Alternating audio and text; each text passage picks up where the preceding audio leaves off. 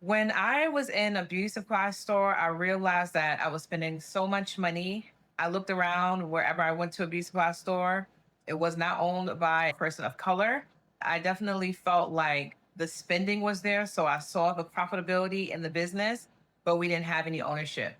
We as Black women spend the most inside beauty supply stores. It is not a safe space for us. This is why I decided to open my own beauty supply store.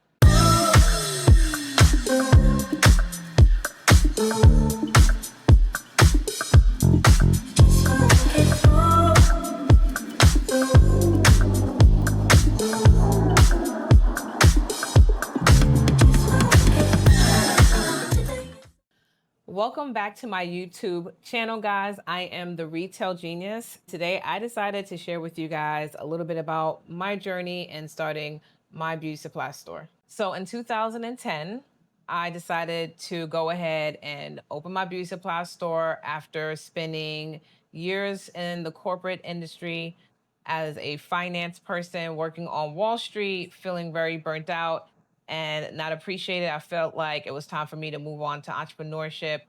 And I knew that beauty supply was it. So the first thing that I did to start my beauty supply store was I got connected with a mentor in my community that actually helped me create the store, create the product mix, understand the vendors, understand pricing. And then I opened my store literally 2 months later. The vision behind starting Fabulous Freddy's was to number one, give Black women, for the first time ever, a higher end shopping experience when it came to their beauty supply products, a place where they can have conversation, share hair stories, find exactly what they're looking for at a great price. But the main thing was the experience. Up until this point, we have never had a retail establishment for beauty supply that gave us any type of high end experience. And Fabulous Freddy's is exactly what I want to do.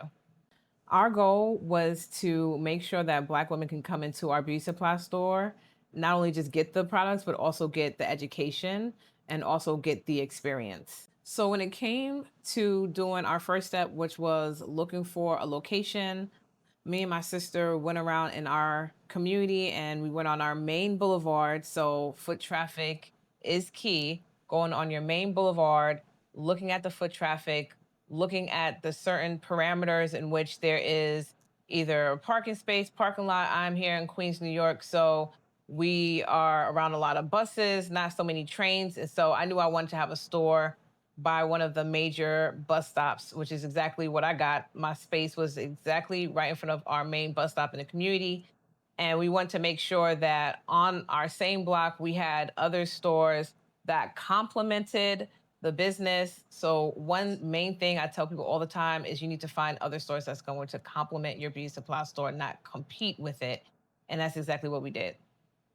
So, early steps when starting your beauty supply store. Number one, you're going to want to establish your legal structure, your business structure. So, setting up your LLC or setting up your corporation, that is your first step. I made a mistake and I started out as a DBA while I was selling beauty supplies out of my car. I should have went for the LLC or the corporation first. So, you want to definitely talk with your accountant, talk with your lawyer to figure out which is the best strategy for you. But you want to start your LLC, then you want to go and get your EIN number from the IRS website so that you can start collecting tax because it's a retail business and that's something that's going to be very important for you. After you set up your LLC and your EIN, you want to get your wholesaler's license or your reseller's license. It's the same thing and it's different from state to state. So you have to look up on your state's website whether or not you need it. Here in New York, you do need it. After you have your wholesaler's license, you can go to what we call cash and carry spots where you can find beauty supplies at a wholesale price is a little bit higher, but you can go locally and find your beauty supply products and you're officially in business. So once your store is up and running, you definitely want to have staff. One of the biggest mistakes people make is literally signing themselves up to be the staff. So hiring themselves, putting themselves as the cashier. I knew that's not what I wanted to do. I did not want to sign up for another job, but I wanted to have a sales rep so I can be in the position of the CEO and not a sales girl. So definitely need to hire somebody. That's number one. A lot of times we want to hire family and friends, which is the cheapest route. So I did hire my cousin, but she had retail experience. 9 times out of 10, that's probably not the best route, in my opinion. Family and friends is going to treat your business like a family and friend business. When hiring your first sales rep, what you want to look for is not so much experience, is more of their character, some of their values, some of their long-term goals. Short-term and long-term goals is what I look for, because we are going to train in this business. You're going to train the people on the beauty products. You're going to train them on your POS system. But what you can't train is a good personality, someone who is friendly, someone who has good customer service skills is something that is going to be hard to train for. So when I interview people, I'm looking at their personality. I'm looking at how friendly they are, how they can explain products. These are the things that I'm looking for when I'm hiring people. So your grand opening day, the big day, I call it your wedding day, there's going to be a lot of mistakes. There's going to be things that's going to be priced wrong. And this is why we do a 2 launch strategy in our program. So we have a soft launch and then we have a grand opening. Your soft launch event is an event where you're just officially open for business and the community knows that you're there. This is 3 to 6 months before your actual ribbon cutting grand opening event. And the reason why we do this is because we want to make sure that, of course, everything is priced right. We want to make sure that the systems are correct. We want to make sure that even the staff is the staff that we want on grand opening day. So you're pretty much testing everything that you have set up in your store for 3 to 6 months before you have your grand opening day. Now, the grand opening day is a day where everyone is coming, your friends, your family, the community leaders, influencers. Like, you're inviting everyone to your grand opening, which is exactly what I did. I invited everyone to my grand opening. I had some influencers at my grand opening.